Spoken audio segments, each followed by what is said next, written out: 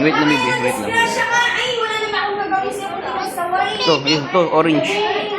Letter U. U. Yan, color mo orange.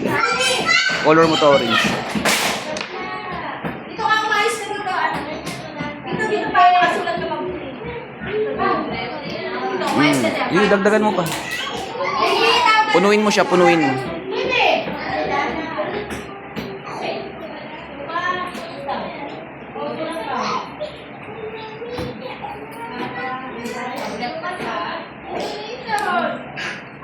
Okay, yung letter O makita.